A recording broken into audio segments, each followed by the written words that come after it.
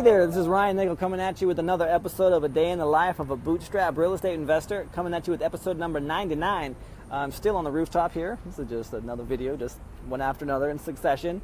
And I was recently in Mississippi, and I was networking with a bunch of guys. Most of these guys are millionaires, way, way, way out of where I'm at, where my current level is, as far as my league goes. But as far as knowledge base goes, I'm either right on par with these guys or surpass them. So it just shows you that knowledge does not get you what you want. It's the actual application of that knowledge.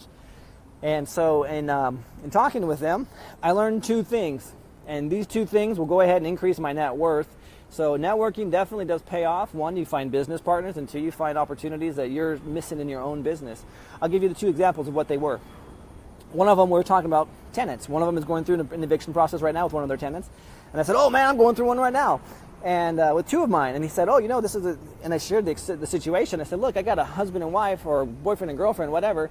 And one got crazy on the other, and one's in jail, incarcerated. And the other one's like, hey, I can't afford this, blah, blah, blah. And so he has in his leases, which I'm going to incorporate, he has a lease that if one or other of the parties separates or no longer is living at the residence, both of them are no longer eligible to live at the residence. It's one, or it's both or none. And I was like, that's a great idea, because this is the challenge that I'm having. She's like, I can't afford it, but I'm on the lease. You can't kick me out, blah, blah, blah. And I'm like, well, the minute you called the cops on this guy and he got arrested, your lease was null and void. And so I'm going to include that and have them initial and all that stuff as part of my Ashley's back. All right.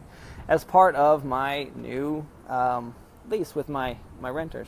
The second one that I got from these guys was that I have a lot of zero interest loans out there. Not a whole bunch, but I have a lot of zero interest loans with sellers that carried back silent seconds. Hey, would you be willing to carry this back at monthly payments, or would you be willing to carry this back at lump sum payments annually? And one of the techniques that I have done is I've called them up or gotten in contact with them like November 25th, like the day after Thanksgiving, like right after Christmas. I'm like, hey, you know what? I recently came into some money. I have a few other investors that I have notes with that I'm paying on monthly. I just wanted to see if you'd be willing to settle out for, X, a portion of what it was that is still owed. So let's say if I owed them $10,000, I would offer them no less than 50% on it, maybe $70,000 or 70%. So I'd offer them like $7,000, anywhere between $5,000 and $7,000 to get that note paid off. And I always thought that was a great deal, because it was around Christmas time. Like, yeah, I'd love to have lump sum of cash instead of cash flow coming in every month, $250 instead of, that. They didn't want, lump sums. And I talked to another investor. He's like, why would you do that? I'm like, it's a great idea. What are you talking about? It's like, no, why would you go 50%? He's like, my high is 50%. I always start at 25%. I'm like, 25%? Who's going to do that? And he goes, you got to effectuate your average, your interest rate, your effectual interest rate at 0%. What is your cost of money? I'm like, it's zero. He's like, exactly. But if you were to borrow that money and pay it off at 50%, you're at like 8% or something like that. And I'm like, oh. Or you're at 4% instead of 8%, which your return should be getting. And I'm like, oh crap, I never thought about that. I never thought about calculating the money cost when I was doing that. And so I thought about this. I'm like, you know what? When I hit these guys up at Christmas time again, I'm going to start off at 25-30% of the remaining balance and go from there, because he's right. I would rather just carry the note at 0% interest instead of going out and borrowing that money from somewhere else. It's costing me money. So I'm losing money by paying off at such a high principal balance. So I was like, oh man, that just saved me money. That saved me time. It was a great idea. This is why I network with people, man. These are smart businessmen, and I mean, that's just what we do. We share these tricks of the trade. So I wanted to share that with you when you're out there getting your deals, your 0% interest carrybacks with your sellers. Just remember, when you go to pay them off, usually around Christmas time, because they're like, oh, I wish I had a lump sum of money. In fact, I just closed the deal. I gave her $12,000 down. She's carrying a balance of $48,000.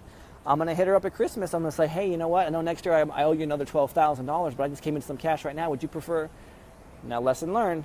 I would have given her $75,000 all the way down to $6,000. I'm gonna say, hey, how about next year's chunk, or maybe the next 2 years? How about I go, hey, I'll give you whatever $3,000 or $4,000 is, I'll give you $8,000 for the next 2 years. Would you rather have $8,000 now, or you want to wait a whole another year to get your 12 grand and see where that goes? So I'm going to play with that idea and see how that works with me, because I got the guy that's paying me 15 grand every year, and I'm paying them 12 grand. So, I mean, it makes makes perfect sense in my mind, and who knows what their financial situation is come Christmas time. So anyway, this is Ryan Nickel, just another day in the life of a bootstrap real estate investor trying to figure this thing out. So just remember, you're just one deal away from changing your entire financial future.